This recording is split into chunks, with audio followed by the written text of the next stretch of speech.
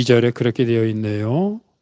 꿈에도 소원이 늘 찬송하면서 주께 더 나가기 원합니다. 찬송을 부르는데 문득 내가 꿈에도 소원이 주님을 찬송하는 게 내 소원이었는가 하는 생각이 들면서 참 부끄러웠습니다. 꿈에도 소원이 찬송하는 그런 믿음, 그런 신앙을 내가 언제쯤이나 갖게 될까? 그런 신앙을 가졌으면 좋겠다. 저도 그런 생각을 하면서 우리가 정말 인생을 살면서 많은 것을 갖고 싶고 많은 것을 누리고 싶지만 모세가 고백했던 것처럼 주의 영광을 내게 보이소서.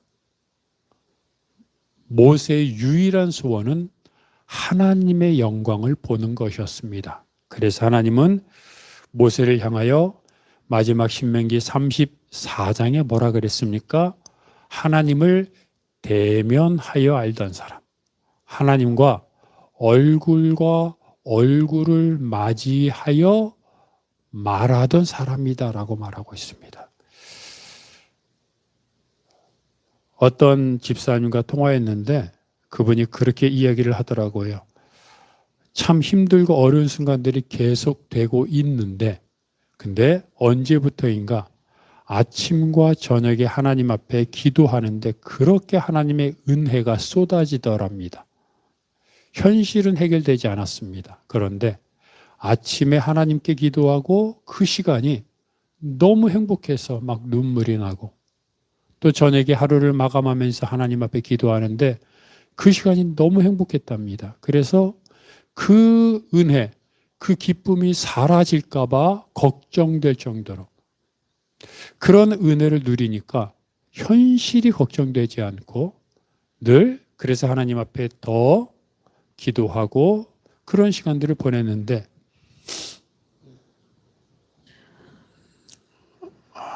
결국 또 힘들었던 시간들이 거의 마무리되고 좋은 일들이 생겨서 기쁜 소식을 전하게 되었다고 전화를 했습니다. 그게 하나님의 방법입니다. 사람들은 어려우면 힘들면 표면적으로 드러난 물질 문제, 건강 문제, 그리고 사람들의 관계 문제에 집착하고 그것을 풀려고 하지만 여러분, 그건 세상 사람들이 추구하는 방법이고 그건 잘못된 겁니다. 하나님은 물질, 건강, 관계의 끊어짐, 그 모든 상황을 하나님이 이끄시고 또는 허락하시는 겁니다. 그러기에 내 삶에 힘들고 어려운 일이 있을 때마다 그 어려운 일을 해결하려고 하지 말고, 물론 그것을 하지 말란 뜻은 아니지만 그 힘든 일을 통해 오히려 제가 금방 말씀드린 집사님처럼 하나님이 주시는 기쁨을 누리도록 하나님 앞에 더 나아가십시오. 그러면 하나님이 그 집사님에게 기쁨을 주셨던 것처럼 하나님과의 관계 속에서 기쁨을 누리게 되고 그래서 하나님을 더 찾게 되고 그 과정 속에 내 안에 있던 쓴뿌리가 드러나고 그리고 문제가 결국 해결되는 겁니다. 대림절입니다. 대림절은 기다리는 주간입니다. 뭘 기다리고 있습니까? 돈 문제로 힘든 분들은 돈이 해결되기를 기다리고 건강이 안 좋은 분들은 몸이 건강해지기를 기다리고 사람들과의 관계가 회복되지 않은 사람들은 그 사람과 좋은 관계가 되기를 기다리겠죠. 그런데 금방 말씀드린 것과 다 연결되지만 빙산의 일각이라고 말하지 않습니까? 물 밖으로 나타난 빙산의 모습은 전체로 따지면 극히 일부분입니다. 그런데 사람들은 육체를 갖고 있다 보니 물 밖에 드러난 빙산만 갖고 걱정하지만 진짜 문제는 겉으로 드러난 빙산이 아니고 그 안에 있는 깊숙한 더 큰 빙산임을 깨닫고 기다리는 것은 물질, 건강, 관계 이것들의 회복, 채워지는 것이 아닌 하나님을 기다리고 하나님의 은혜를 누릴 때 겉으로 드러났던 문제들이 해결되는 것임을 다시 한번 깨닫고, 그래서 대림제 기간은 하나님을 기다리고 기다렸던 하나님을 만나고, 그래서 내 삶에서 하나님을 누리는 시간들이 되는 것, 그것이 바로 대림절입니다. 저도 그렇지만 여러분들도 가끔씩 차를 타고 먼 곳에 있는 맛집으로 식사하러 갈 때가 있을 겁니다. 맛집으로 가면 보통 어떻습니까? 차들이 질비해 있고 또 사람들이 줄을 서 있고 때로는 번호표를 받고 대기해 있는 경우들이 많습니다. 그리고 또 그 맛집 옆에는 똑같은 종류의 음식을 파는 식당들이 많이 있습니다. 여러분들은 그때 어떻게 합니까? 내가 먹으려고 했던 맛집은 대기표를 받고 한참 기다려야 되니 거기서 대기표를 받고 기다리겠습니까? 아니면 똑같은 음식을 파는 다른 식당들이 옆에 있으니 줄도 안 서 있는 한산한 옆에 있는 식당으로 가서 식사를 하겠습니까? 물론 사람들마다 다르고 상황마다 다르긴 하겠지만 그 맛집을 간 이유와 그리고 맛집에 대한 신뢰가 믿음이 얼마나 크냐에 따라 다를 것입니다. 그 맛집에 내가 먹어봤고 그리고 그곳이 최고야라는 생각이 있다면 30분, 1시간이라도 기다릴 것이고, 다 그게 그거야 라고 생각한다면 시간이 아까워서라도 다른 집에 가서 식사하고 올 겁니다. 아니면 그냥 집에 와서 김치찌개 끓여 먹을 겁니다. 저는 가족들이 강원도 속초에 갈 때마다 늘 들리는 코스가 있습니다. 강원도 속초에 유명한 시장이 있죠. 그 시장에서 파는 만석 닭강정입니다. 그래서 갈 때마다 늘 만석 닭강정을 사서 먹습니다. 언제인가 그 시장에 갔는데 사람들이 왜 그렇게 줄을 많이 서 있는지 한참을 서 있어야 됐습니다. 줄을 서 있는데 옆에 있던 상인들이 말을 합니다. 만석 닭강정만 맛있는 게 아니라 다른 집 닭강정도 맛있다. 우리는 거기서 사 먹는다. 왜 사람들은 왜 미련하게 여기 줄을 서서 사 먹느냐라고 얘기하며 그런 소리가 제 귀에 들렸습니다. 순간 당황했습니다. 그리고 고민했습니다. 진짜 그 사람들 말이 맞을까? 내가 굳이 30분 시간 동안 기다려서 이걸 사가는 것보다 시장 상인들이 하는 말처럼 그 옆에 있는 줄도 서 있지 않고 음식이 쌓여 있는 닭강정을 사가면 똑같은 맛의 시간도 절약되니 줄 서지 말고 그걸 살까 고민했습니다. 어떻게 했을까요? 기다렸습니다. 끝까지 기다렸고 그리고 만석 닭강정을 사와서 맛있게 먹었습니다. 왜일까요? 그런 말을 들었음에도 불구하고 왜 끝까지 기다려서 제가 원했던 닭강정을 샀을까요? 믿음입니다. 한번 맛보고 경험했기 때문에 그것이 다른 닭강정보다 얼마나 더 맛있는지는 모르나 적어도 나의 입맛을 배반하지는 않는다는 경험이 있기에, 하지만 반면에 다른 상인들이 말했던 다른 집 닭강정은 경험해보지 않았으니까 어떤 맛을 줄지 모르지 않습니까? 그러니 조금 더 기다리더라도 내가 경험했던 맛, 내가 이미 머릿속에서 알고 있는 그 맛은 확실하기에 그 맛을 믿고 좀 더 기다렸고 결국에는 먹고 돌아왔던 것입니다. 모든 일이 그렇습니다. 먹는 것, 입는 것, 타는 것, 어떤 것이든 사람들이 선택할 때 그 기준이 있는데 그것은 신뢰 믿음입니다. 상표에 대한 믿음이든 또는 그 음식이나 무엇인가에 대한 내가 경험에 대한 믿음이든 또는 그것을 선택하는 나 자신에 대한 믿음이든 가장 밑바탕에 있는 것은 믿음입니다. 그런데 그 믿음은 어떻게 형성되었습니까? 잘 생각해 보면 처음부터 그것을 내가 경험한 것은 아닙니다. 처음에는 듣습니다. 또는 광고를 봅니다. 계속해서 주입되고 보고 또는 주변 사람들이 어디에 갔는데 그 음식 맛있더라.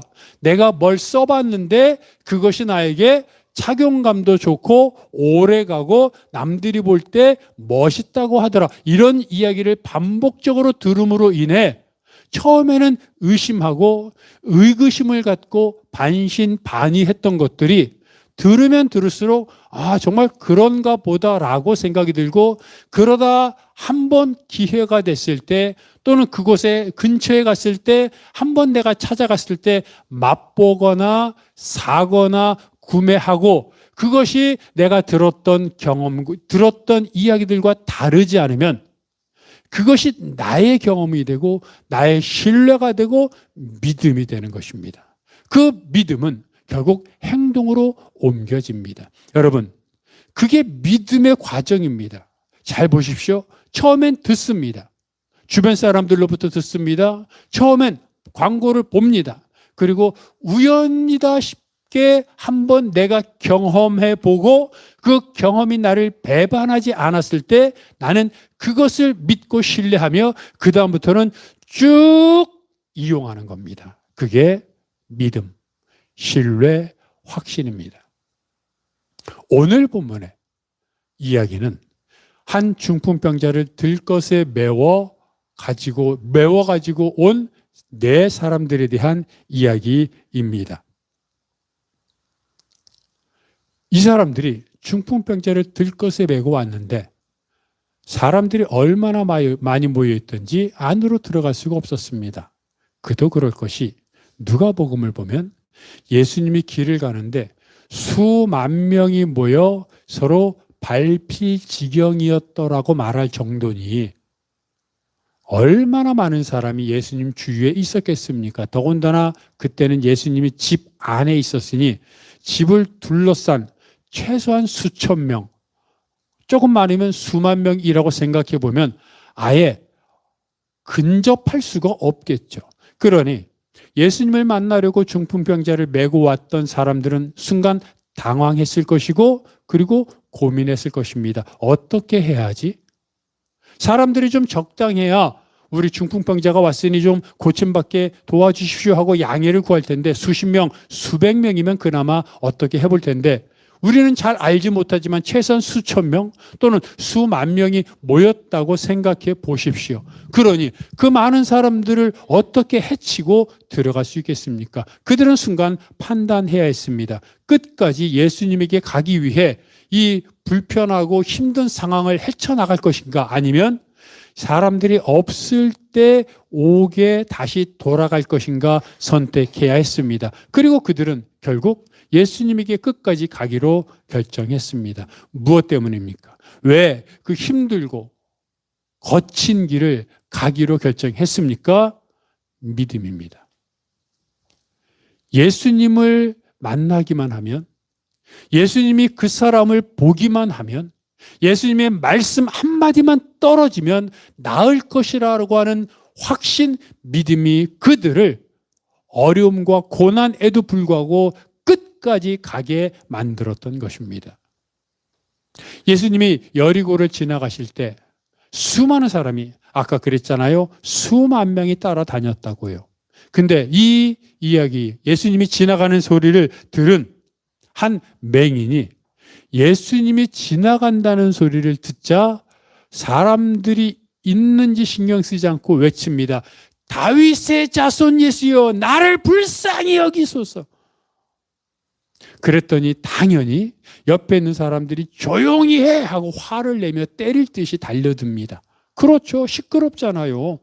그리고 한 소경, 맹인이 떠드는 소리가 자신들한테 아무 상관이 없는데 시끄럽기만 하니까 조용히 해라고 다그치는 겁니다. 이때 소경은, 맹인은 결정해야 합니다. 옆에 있는 사람이 조용히 하라고 하니 잘못하면 그들에게 매맞을 수도 있으니 누가 때렸는지도 모르지 않습니까? 안 보이니 그냥 구타당할 것 같으니 조용히 할 것인지, 아니면 사람들이 나에게 조용히 하라고 하든 말든 신경 쓰지 않고 끝까지 예수님을 향하여 외치든 둘 중에 하나를 선택해야 했습니다. 그는 어떻게 했습니까? 성경을 보니까 더욱 크게 소리질러 다윗의 자손이여 나를 불쌍히 여기소서. 왜요? 잘못하면 맞아 죽을 수도 있는데, 근데 왜 더욱 크게 소리 질렀을까요? 믿음입니다. 예수님이 나를 불러주기만 하면, 예수님이 내 머리에 눈에 손을 얹고 또는 예수님이 너의 믿음대로 될지어다라고 말만 해주면 내 눈이 나을 것이라고 하는 믿음이, 사람들이 나를 어떻게 신경 쓰든 나를 때리든 말든 그것은 전혀 신경 쓰지 않았고 개의치 않았고 더욱 크게 소리 지르게 만들었던 것입니다. 중풍병자를 들것에 메고 온 네 사람, 예수님을 향하여 나를 불쌍히 여겨달라고 소리쳐 목매어 외쳤던 맹인, 이들의 믿음이 정말 가상하지 않습니까? 여러분, 부럽지 않습니까? 근데 이들의 믿음이 도대체 어떻게 생겼을까요? 이들의 믿음은 누가 갖다 준 것일까요? 어떻게 하면 이들처럼 나도 다른 사람들이 뭐라 하든 신경 쓰지 않고 주님이 나를 불러주실 때까지, 주님 앞에 나갈 때까지 나도 계속해서 불쌍히 여겨달라고 살려달라고 외칠 수 있는 그 믿음을 갖게 될까요? 성경은 말하고 있지 않지만 여러분, 복음서를 읽어가다 보면 어떻게 그들이 믿음을 갖게 되었는지 그냥 눈에 보입니다. 예수님은 가는 곳마다 사람들을 고쳐주었습니다. 귀신을 쫓아내었습니다. 심지어는 죽은 사람도 살렸습니다. 당연히 예수님은 아무에게도 말하지 말라 얘기하셨는데, 아니, 내 눈이 나았어요. 못 걸었는데 걸어요. 죽었는데 살았어요. 중풍병이 나았어요. 귀신이 쫓겨났어요. 알아야 말하지 말라 그런다고 말 안 해요? 눈이 났는데 나 안 보인 것처럼 행세하고 그냥 나았어 이러는 사람 있어요? 없잖아요. 당연히 소문이 퍼져요. 그러니 그 시대에 사람들의 소문이 퍼져나갔을 것일 거예요. 처음에 그 얘기를 들은 사람이 말도 안 돼. 그런 일이 어디 있어? 너 이상한 소리 들었구나라고 그냥 미친 사람 취급하고 안 믿었을 거예요. 근데 그런 소문이 다른 사람이 얘기하고 또 다른 사람이 얘기해요. 왜요? 예수님은 만나는 사람마다 고쳐줬거든요. 찾아오는 사람마다 고쳐줬거든요. 그러니 고침받은 사람이 10명에서 100명으로 1000명으로 10,000명으로 계속 늘어났을 거예요. 그러니 그 사람들이 자기가 낳은 것을 다 간증하며 살았을 텐데 그 소리가 어떻게 안 들리겠어요? 그러니 처음에는 안 믿었던 사람이 반신반의합니다. 그 다음에는 호기심이 생깁니다. 정말? 그리고 나서 점점 고침받은 사람이 많아지니 어떻게 됩니까? 처음에는 듣기만 하다가 이제는 자기 주위에 고침받은 사람들이 등장하는 거예요. 왜? 많아졌으니까.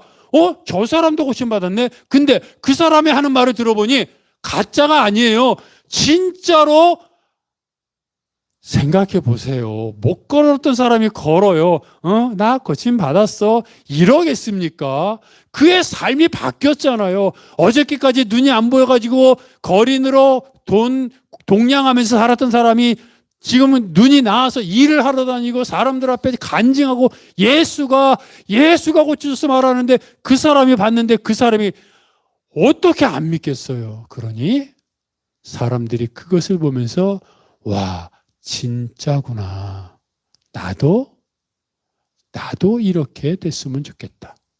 그리고 내 가족도, 내 친구도 이렇게 됐으면 좋겠다라고 생각하여 예수님이 있다는 소문만 들리면 다 데리고 예수님께로 몰려가는, 이게 믿음입니다. 처음에는 들었어요. 그리고 그렇게 말한 또는 그런 경험을 한 사람을 봤어요. 그리고 내가 그 자리에 있었어요. 듣고 그렇게 말하는 사람을 봤는데 나중에는 내가 예수님을 찾아가서 직접 고치는 걸 봤어요. 그리고 나서는 내가 또 고침받았어요. 그러니 어떻게 믿음이 안 생기겠어요? 중풍병자를 메고 온 네 사람이나 예수님을 향하여 나를 살려달라고 소리쳐 외쳤던 맹인이나 똑같은 이런 과정을 통해서 들었고 들음을 통해서 보았고 그리고 경험함을 통해 믿음이 쌓인 거예요. 믿음이 폭발한 거예요. 그래서 성경은 믿음이 생기는 과정을 이렇게 말합니다. 로마서 10장 11절부터 13절부터 15절까지 말씀인데 로마서 10장 13절에서 15절 말씀 읽습니다. 시작. 누구든지 주의 이름을 부르는 자는 구원을 받으리라. 그런즉 그들이 믿지 아니하는 이를 어찌 부르리요? 듣지도 못한 이를 어찌 믿으리요? 전파하는 자가 없이 어찌 들으리요? 보내심을 받지 아니하였으면 어찌 전파하리요? 기록된 바 아름답도다. 좋은 소식을 전하는 자들의 발이여 누가 같으리라. 아멘. 말합니다. 주의 이름을 부르는 자는 구원을 받으리라. 근데 어떻게 주의 이름을 부르느냐 하는 거예요. 주의 이름을 부른다는 것은 믿음을 입으로 간증하고 표현한다는 얘기인데 어떻게 믿음을 표현하느냐? 들어야 믿죠. 어떻게 듣습니까? 누가 들려줘야 듣죠. 어떻게 들려줍니까? 누군가 그것을 들려줘야죠. 거꾸로 자꾸 얘기한 거예요. 그러니까 그런 거 뭐냐면 복음을 전하는 사람이 복음을 전하니까 그 복음을 듣고 들으니까 믿고 믿으니까 입으로 선포하고 시인한다는 얘기예요. 그러니까 제일 처음 출발점은 뭡니까? 복음을 전해야 돼요. 누가 복음을 전해요? 우리들은 자꾸 복음 전하는 걸 사도들이나 특별히 보내심을 받은 사람이라고 말하는데 성경은 그렇게 말하지 않아요. 우리를 향해서 그리스도의 향기라고 말해요. 뭐예요? 우리가 복음 전도자예요. 직장에서, 가정에서, 학교에서, 내 삶의 일터에서 복음을 전하는 거예요. 믿지 않는 불신자가 있어요. 근데 그 사람에게 누가 복음을 전합니까? 가족들이 전하는 거예요. 가족이니까 복음을 전해요. 그 사람이 회사에 갔어요. 그때 그랬더니 회사 동료가 복음을 전해요. 그 사람이 무슨 일이 있어가지고 학교 동창회에 갔어요. 그래 동창회 갔더니 동창회 복음을 전해요. 일을 마치고 집으로 왔어요. 그랬더니 옆집 사는 사람이 복음을 전해요. 이거예요. 복음을 어떤 한 특정한 사람이 전하는 게 아니라 모든 사람이 복음 전도자이기 때문에 믿는 사람은 이 복음자라는 게 자꾸 우리는 전도지를 들고 예수 믿으세요라고 말하는 걸 한다고 생각하지만 그것도 전도지만 내 삶에서 그리스도인으로 살아가는 게 전도예요. 그래서 저 사람은 그리스도인으로 살아가는 모습이 보이지 않습니까? 근데 그렇게 살아가는데 복이 되고 그렇게 살아가는데 형통하고 그렇게 살아가는데 행복해요. 그걸 보면서 야, 예수 믿는 사람은 뭔가 다르구나라고 하는 걸 깨닫게 하는 게 전도예요. 그러니까 가족이 그렇게 살아야 돼요. 직장 동료가 그렇게 복음으로 살아야 돼요. 이웃이 그렇게 살아야 돼요. 그걸 보면서 한 믿지 않는 사람이 가족이거나 또는 회사를 가거나 이웃을 만나거나 뭐 할 때마다 그리스도인들이 그렇게 사는 모습을 보면서 야, 저게 그리스도인이구나. 저렇게 사니까 멋있구나. 행복하구나. 저들은 뭔가 다르구나라는 생각을 자꾸 갖게 되는 거예요. 그러다가 그렇게 자꾸 보면서 또는 복음을 들으면서 전도를 들으면서 쌓이고 아무것도 아닌 것 같지만 자꾸 마음속에 쌓이지 않습니까? 쌓이다가 그 사람이 마음의 문을 열 때 상황이 많이 쌓여가지고 이윽고 그가 복음을 받아들일 만한 때가 됐는데 누군가 가족일 수 있고 동료일 수 있고 친구일 수 있고 이웃일 수 있어요. 누군가 복음을 전했을 때 그때가 딱 맞아 떨어져서 그가 복음을 듣고 예수를 믿는 거예요. 그러니까 우리는 뭐라고 말하냐면 그 사람이 복음을 전했다고 말해요. 왜? 그 사람이 복음을 전했을 때 듣고 교회에 나왔으니까 그 사람이 복음을 전했다고 말하지만 성경은 그렇게 말하잖아요. 열매는 다른 사람이 뿌렸고 그는 거두었다고 말해요. 무슨 말이냐면 갑자기 복음 한마디 듣고 예수 믿지 않아요. 누군가로부터 계속 복음을 들으며 마음속에 처음에는 배타적이었고 처음에는 불신했고 처음에는 미워했고 싫어했는데 들으면서 의심이 불신이 반신반의 호기심 그리고 한번 해볼까라는 마음으로 조금씩 바뀌어가는 과정에 이제는 된 열매를 맺는 씨가 열매를 맺는 그런 과정에 되었을 때 누군가 복음을 전한 그때 복음을 받아들인 것이기 때문에 단지 그 사람이 아닌 그동안 복음을 뿌린 모든 사람의 합작품, 합력하여 선을 이루었다고 말하는 겁니다. 그래서 복음을 전해야 되는 거예요. 근데 과연 우리가 우리의 삶에서 이웃들이 나를 보며 와, 예수 믿는 사람은 정말 다르구나라고 하는 그런 삶을 우리가 그렇게 살아가고 있는가를 되짚어 봐야 된다는 거예요. 말씀도 마찬가지입니다. 말씀을 읽어나가야 되는 이유가 거기에 있어요. 어떤 사람들은 말씀을 읽어나가다가 갑자기 어떤 한 말씀이 튀어나와 나를 변화시켰다고 말하는 사람들이 있어요. 그런데 그렇지 않아요.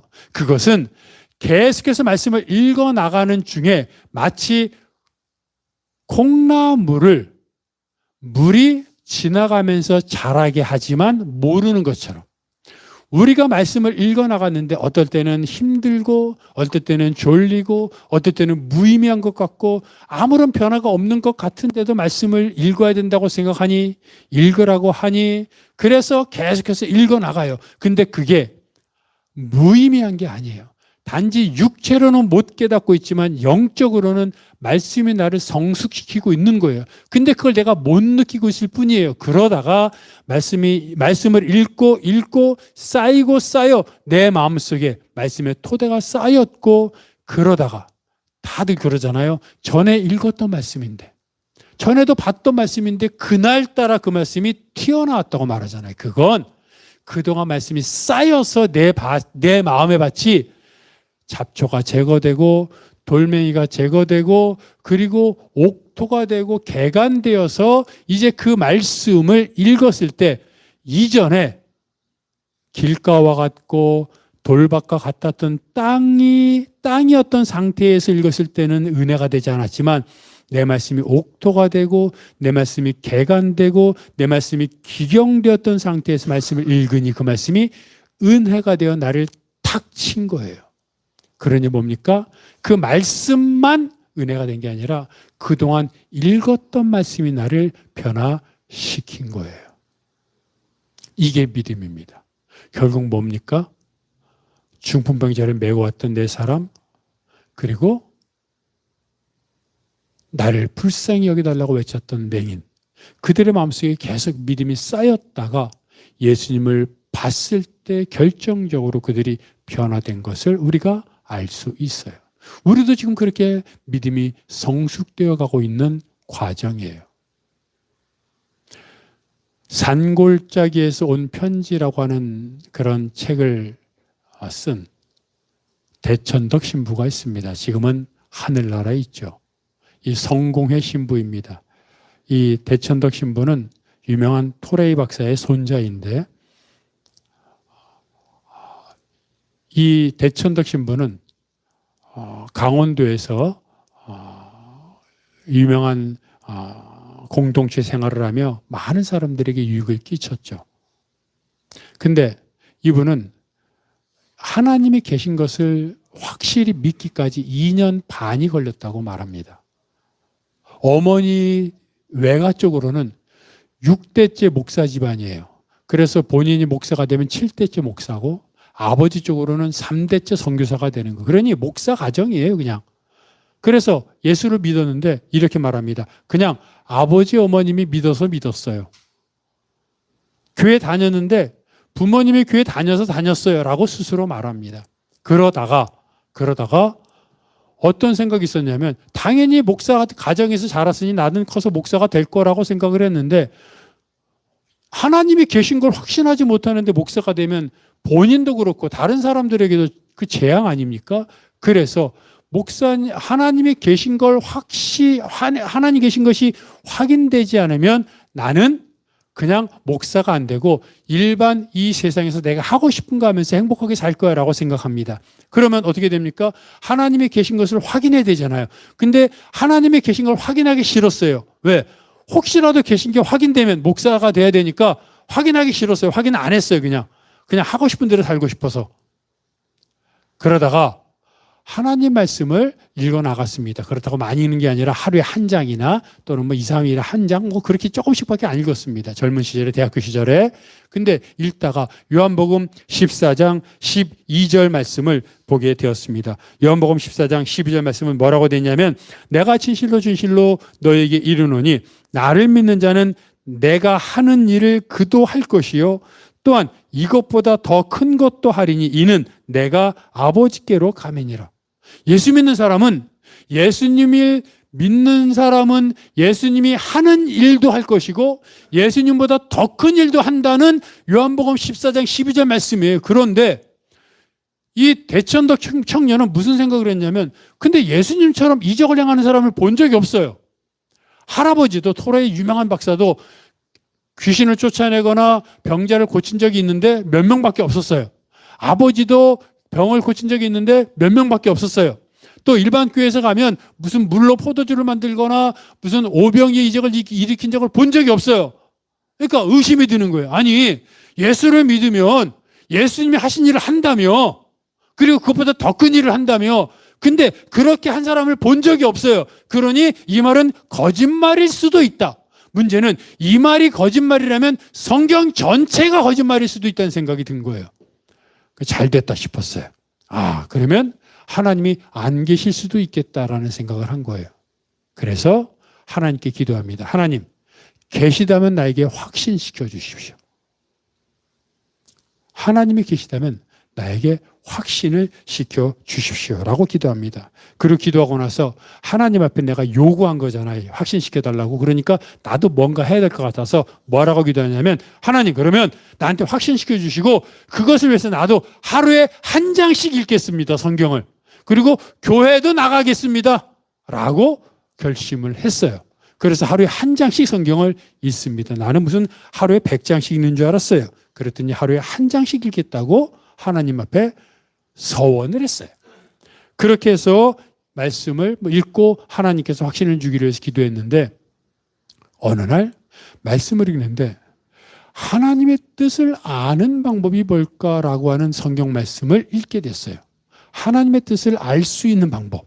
그게 뭐냐면 요한복음 7장 17절 말씀이에요. 717. 요한복음 7장 17절 말씀에 뭐라고 되어 있냐면 사람이 하나님의 뜻을 행하려고 한다면 이 교훈이 하나님께로부터 왔는지 내가 스스로 말한 것인지 알 것이다 라는 뜻이에요. 즉 우리는 이제 꼭 하나님의 뜻을 가르쳐달라 그러잖아요. 근데 성경은 말하고 있는 거예요. 너가 하나님의 뜻을 가르쳐달라 그러는데 하나님의 뜻을 행하고 싶어서 가르쳐달라고 하는 것이냐 단순히 지식적으로 알고 싶어 하는 것이냐 묻고 있는 거예요. 하나님의 뜻을 행하고 싶어서 내가 지금 어떤 선택을 해야 되는 것인지 하나님 뜻대로 살고 싶습니다. 그러니 어떤 길로 가야 되는지 여기로 가야 되는지 저기로 가야 되는지 가르쳐 주십시오라고 말하면 가르쳐 주시는데 하나님 뜻대로 행하고 싶은 것이 아닌 단순히 그냥 호기심이나 그냥 하나님 뜻이 뭐지라고 그렇게 해서 알아보려고 한다면 가르쳐 주시지 않는다는 거예요. 그러니까 이 대천덕 청년이 걱정이 됐어요. 정말 하나님의 뜻을 알고 싶어서 그런 게 아니었거든요. 그냥 하나님이 안 계시면 나는 일반적인 생활하면 되니까라고 하는 이런 그냥 생각으로 그렇게 알고 싶어 했던 것인데 그럼 하나님 뜻을 행하려고 하는 마음이 있어야 가르쳐 주신다고 하니 그래서 그는 다시 하나님 앞에 기도합니다. 뭐라고 기도하냐면 하나님께서 정말로 계시다면 내 마음을 고쳐서 하나님의 뜻을 행하려고 하는 마음을 주십시오 처음에 뭐라 그랬어요? 하나님이 계신 걸 확신시켜 주십시오라고 기도했잖아요. 근데 그렇게 기도하고 말씀을 읽어나가다가 한참 시간이 지난 후에 하나님, 이제는 내가 하나님의 뜻을 행하려고 하는 마음을 나에게 주십시오라고 기도하는 거예요. 근데 그렇게 기도한 다음에 조금 있다가 어떤 생각이 드냐면 성경에 나온 하나님은 사랑이시라고 하는데 하나님이 사랑이시라면 그러면 하나님은 나에게 잘못된 길로 인도하시지는 않을 거다. 그리고 하나님은 나를 이유 없이 고통을 주시지도 않을 거다. 왜? 사랑의 하나님이시니까. 또 사랑의 하나님이시니까 나에게 아주 어려운 일을 시키신다고 하더라도 그것은 내가 몰라서 어려운 거지 진짜 어려운 게 아닐 거다라는 생각이 들었어요. 그리고 결국에는 내가 죽으면 예수님처럼 부활할 거라는 생각이 들었어요. 어떤 결론을 내렸냐면 이런 사랑의 하나님이라면 내 삶을 하나님께 드려도 손해가 없겠다라는 결론에 다다릅니다. 그러면서 그 와중에 어떤 목사님의 이야기를 들었는데 그 목사님 뭐라고 말하냐면 아침에 일찍 일어나 하루를 하나님께 맡기는 삶을 바치라고 얘기해요. 그래서 이 대천덕 청년은 아침에 일찍 일어나서 하나님 앞에 기도합니다. 하나님, 오늘 하루 나를 어떻게 인도하실 것인지 나에게 가르쳐 주십시오. 그리고 펜을 준비합니다. 종이와. 그래서 오늘 하루 있어야 될 일을 생각이 나면 다 씁니다. 그리고 더 이상 생각나지 않으면 딱 멈춥니다. 하나님, 오늘 나를 이렇게 인도하실 줄로 믿습니다라고 그렇게 생활에 나가기 시작합니다. 그런데 대천덕 이 청년은 말합니다. 하나님이 나를 크고 작은 일로 수없이 많은 이적을 경험하게 하셨습니다. 사람들이 묻습니다. 어떻게 하나님 계신 것을 확신했습니까? 라고 말하면 대천덕 신부는 이렇게 말합니다.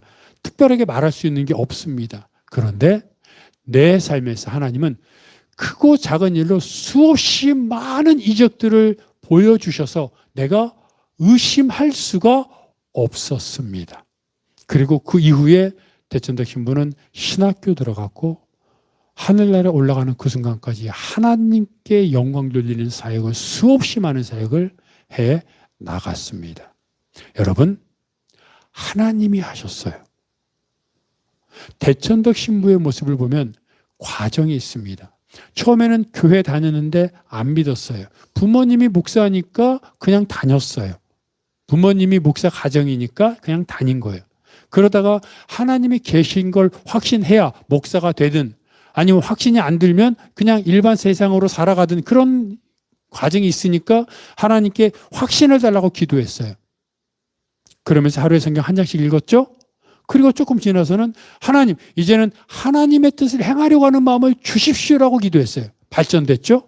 그리고 나서는 아침에 일어나 하나님 오늘 하루 나를 어떻게 인도하실지 가르쳐 주십시오라고 기도하면서 하루하루를 살아갔죠. 그랬더니 크고 작은 일들로 나를 수없이 많은 이적으로 이끄셔서 하나님이 계신 것을 내가 부인할 수 없었다라고 말하고 신학교에 들어갔고 하나님의 사람으로 살다 하늘나라로 갔어요.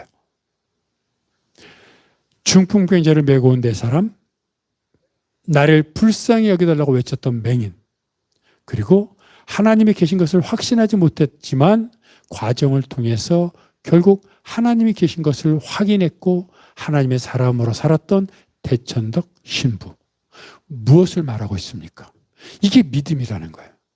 처음부터 강한 믿음으로 태어난 사람은 없습니다. 하나님의 은혜로 하나님의 자녀가 되었지만 하나님의 자녀답게 건세를 누리면서 사는 것은 믿음이 쌓여져 가야 돼요. 그것은 내가 처음에는 듣는 것이고 그리고 듣고 뭘 들어요? 말씀을 듣고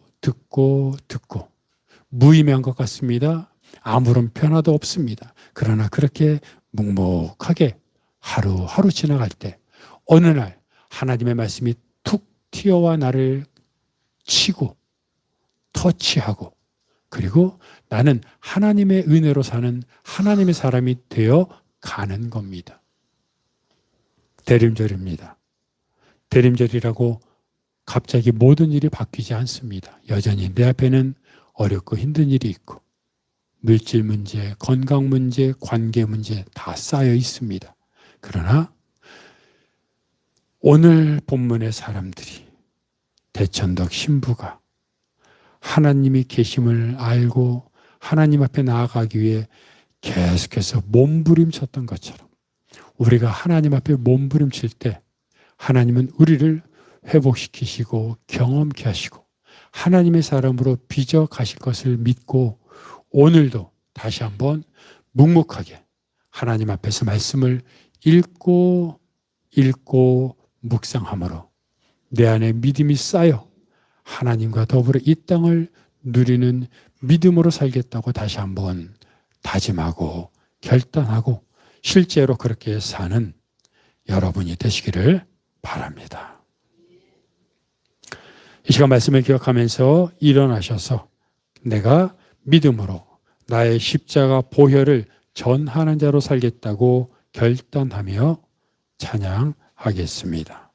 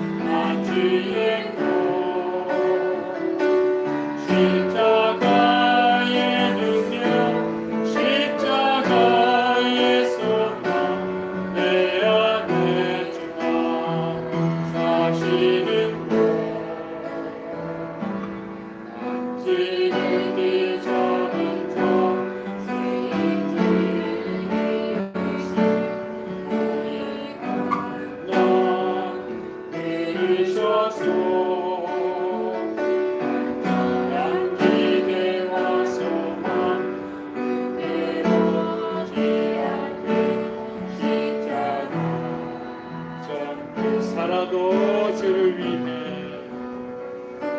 살아도 주를 위해 죽어도 주를 위해 살아주구나 난 주의 고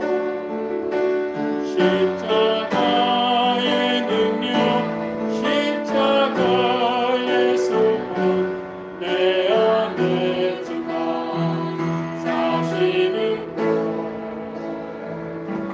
난 지금 이 적은 적 주인 주님께서 부르셔서 난 길에 와서만 그러지 않게 십자가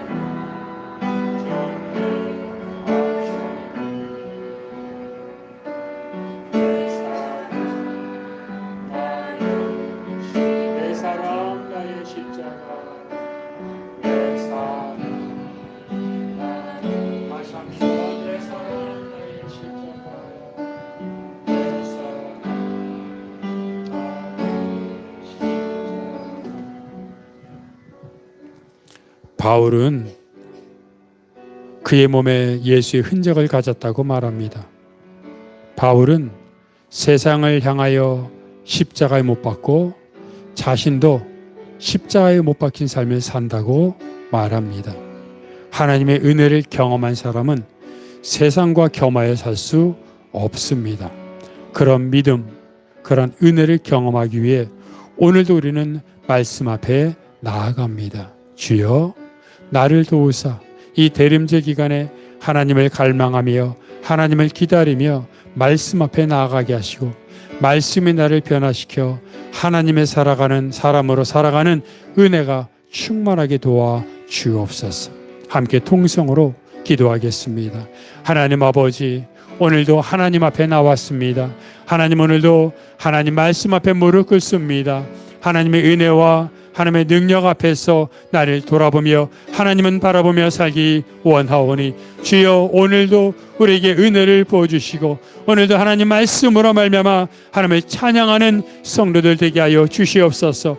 중풍병자를 메고 왔던 네 사람, 나를 불쌍히 여겨달라고 외쳤던 맹인, 그리고 삶을 하나님께 드렸던 대천덕 신부, 그리고 주를 위해 예수의 흔적을 몸에 지니며 살았던 바울처럼 우리도, 나도 예수를 바라보며 예수와 더불어 이 땅을 살아가는 성도로 삼아 주시고, 그래서 내 모든 인생이 내가 온전히 주만 바라보며 주만 의지하며 십자가를 전하며 십자가의 보혈로 사는 그런 사람이 되게 하여 주셔서 내가 살아온, 내가 걸어온 모든 삶의 발자취가 그리스도의 향기로 선포되게 하여 주시옵소서. 주여, 주여, 은혜를 부어주시고 불쌍히 여겨 주시옵소서.